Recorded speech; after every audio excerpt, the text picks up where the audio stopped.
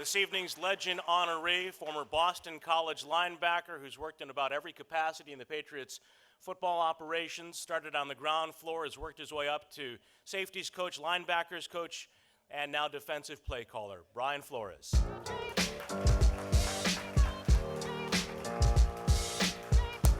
Welcome to my house, baby, take control now. We can't even slow down. We don't have to go a while. Welcome to my house, play that music too loud. Show me what you do now. We don't have to go a while. Welcome to my house. At the Hockomock area YMCA, and I know, like so many of you in this room, we're very proud of the impact that we've experienced in the past 14 years through the Integration Initiative. And I'm proud and grateful to those individuals that we've had the honor of recognizing these past years with our Legends Award. And several of them are in the room tonight. And I want to just publicly acknowledge them: Steve Grogan, Joe Andruzzi, Rick and Dick Hoyt, and Pete Brock. And tonight we get to honor a true gentleman and someone I have tremendous respect for, both for his accomplishments as a Super Bowl winning coach, but even more so for the quality of his character and his commitment to his family and to strengthening community. We talk a lot at our YMCA about telling the story of our impact and sharing that impact and the story of working with others to improve the quality of life in our communities.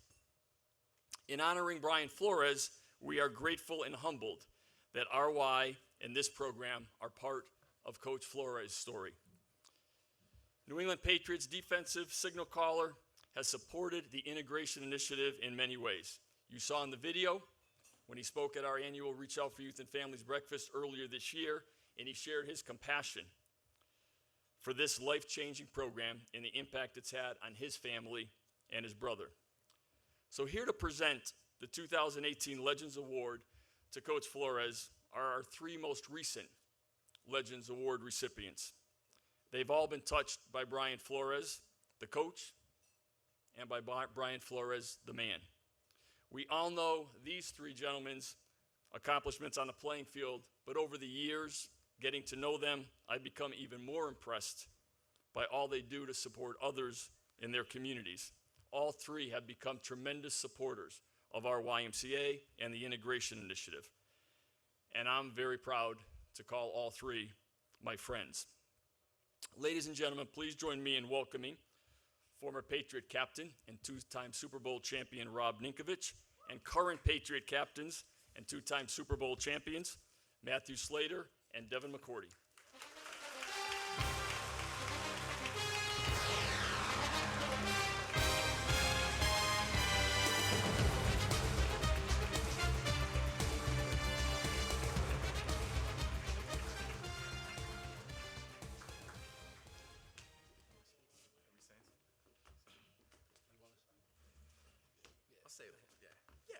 Why not? Yeah. So I go back to 2009. I was a young kid just coming in. I didn't know what to expect. And B. Flo was the assistant special teams coach. And I would not have made that team if it wasn't for B. Flo. So thank you so much for helping me. His office was right when you walk in the front door. There was a small office to your right. And his desk was there, and I used to go in there all the time, and we'd talk. And, I have a lot of great memories. And, he's a great football coach, but he's a better man. And, I'm really grateful for the time that I had with him. And, the future in football is very bright for him. He's going to coach for a very long time. So, one day maybe I'll be an assistant or something for you, Congrats, Coach. Don't worry, Fly got you. We know you won't hire Nico. I think obviously you guys have watched the games, and I'm sure you've heard of everything Flo's done as a coach. But I think for me it's been more personal. Obviously he coached my position, safety coach. I guess that was a couple years ago now, but throughout my time in New England, he's been more than just a coach to me. The closest prior relationship I've ever had with any coach in all of my sports to this date. And I'm very thankful, not just of him, but him and his wife, Jenny. I've been over his house for Thanksgiving. I've hung out with his mom and dad and his family, and I think that speaks volumes, like what Nico said, about the man he is. When free agency came, we had a one-on-one talk. We talked about our relationship, my future, everything on the table, and that just showed me, from beginning to end, he's always had my back as a person first, and I'm very thankful just to be able to learn under you, not just football, but learn how to be a better man, a husband, and a father. So, again, well-deserved, and appreciate everything you do for us, Coach.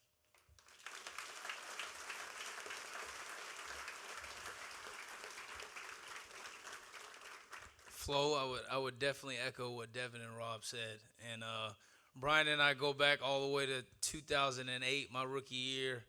For those of you who know me, I play special teams exclusively, and Brian was the assistant special teams coach. And early in my career as a young player, I really struggled with confidence and figuring out whether or not I belonged in this league. And this man was the first coach that really gave me the faith and confidence that I could play in this league, that I belonged. He challenged me as a player.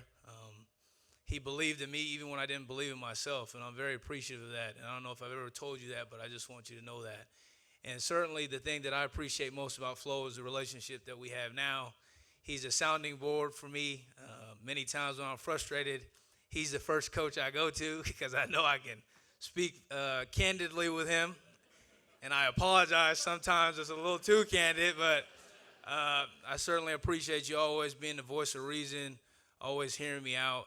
And I think any man who's played for you and anyone who knows you certainly feels like they're a better person having been around you.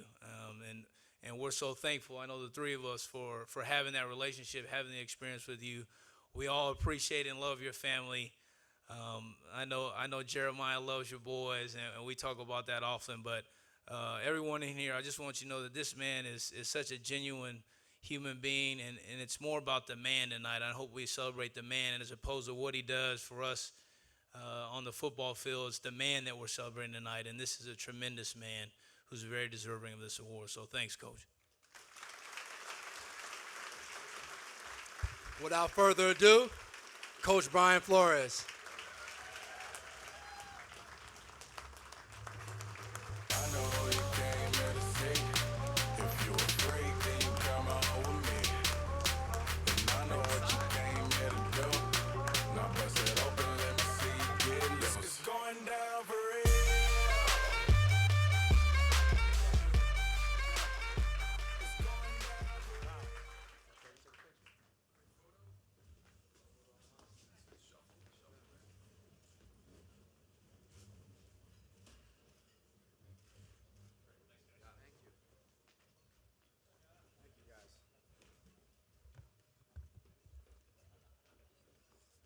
Wow, when those guys went up there, I didn't know where this was going to go.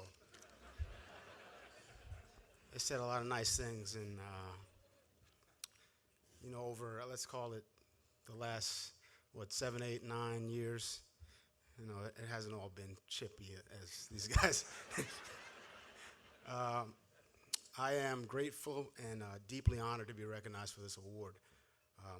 My appreciation for the YMCA goes back a long way. I talked about this spring at the breakfast. I started going to the YMCA. I grew up in Brooklyn, New York, in a rough neighborhood in Brooklyn, and I went to the YMCA. Actually took a bus about an hour to get to the YMCA where my uncle, he had a membership there, and took a bus about an hour, and I really enjoyed and I loved going there. It was a place where I could go. I could play basketball. It was the first place where I started lifting weights. It's just been an incredible part of my life. And, 25 years later, here I am sitting here accepting an award from the YMCA. It's really an honor. My kids love going there, and it's a great place, and it's a privilege to be a part of the YMCA. The integration initiative is really near and dear to my heart. My kid brother, Christopher, he's sitting right there at table 21. Stand up, Chris. Say hello to everybody.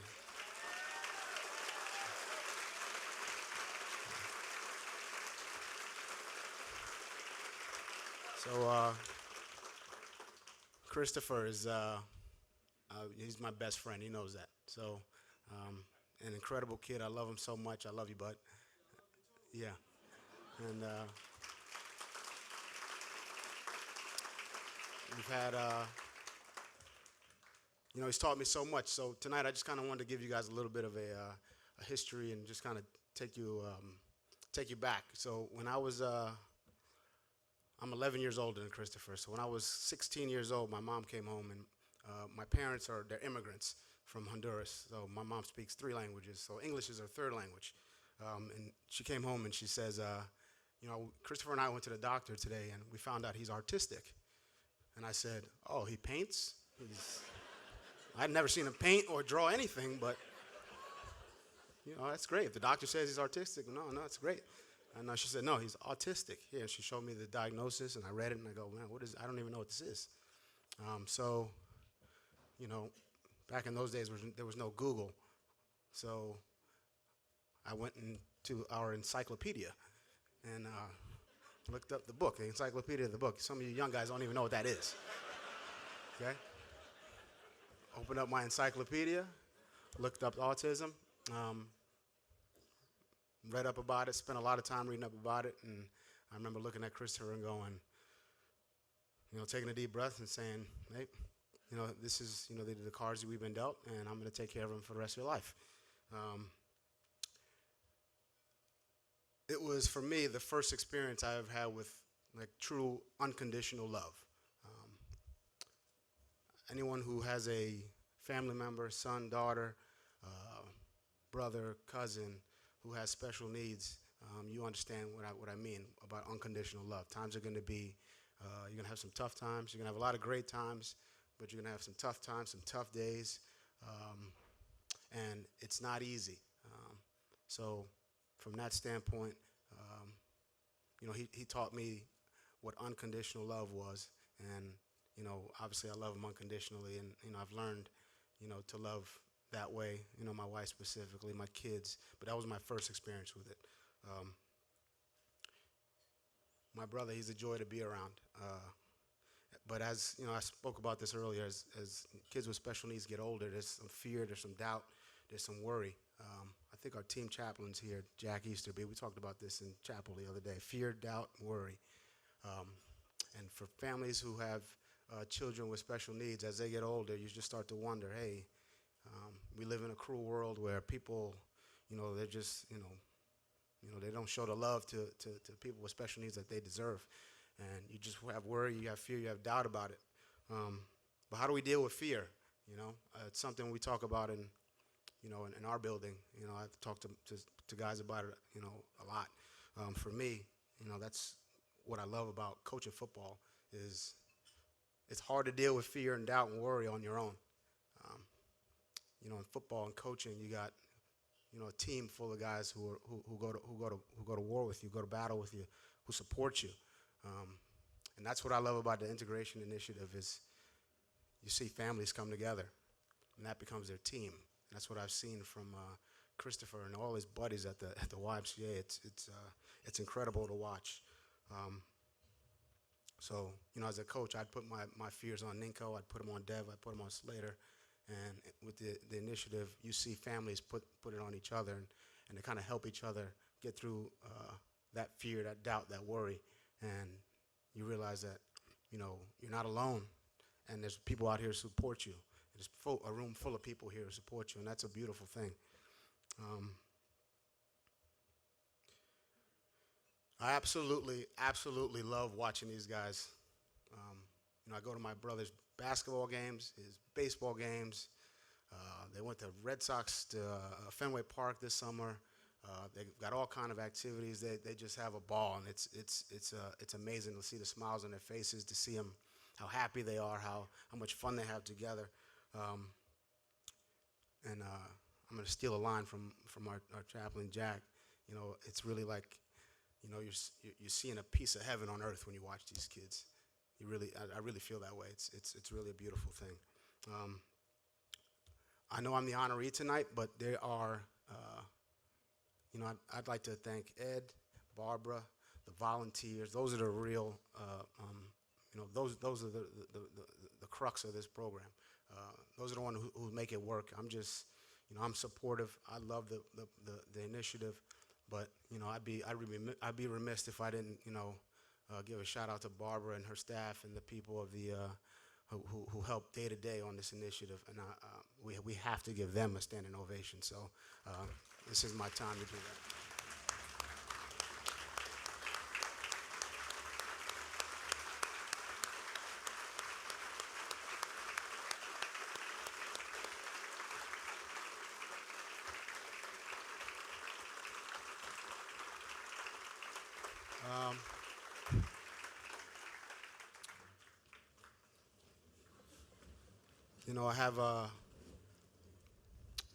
I had this whole closing statement I was going to make, and I thought it was going to be great, and I'm going to kind of switch it up right now and just kind of talk about something personal.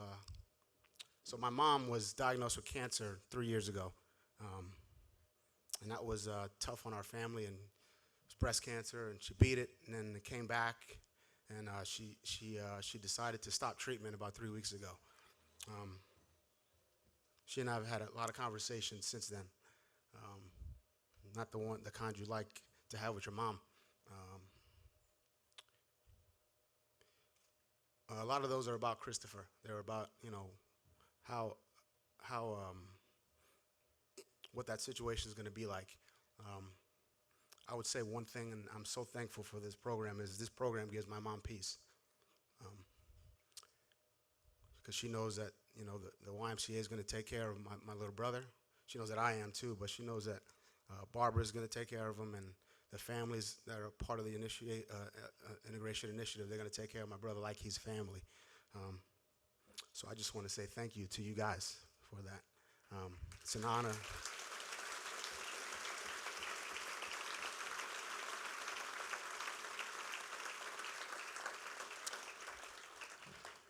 So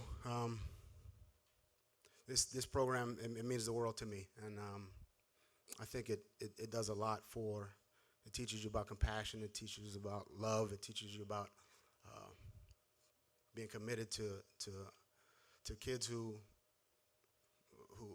are really the salt of the earth.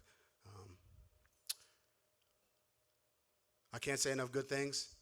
I'm so honored. I'm so blessed to be here. I'm so thankful that so many people come out and support the initiative. And thank you. It's an honor to be here. And go Pats.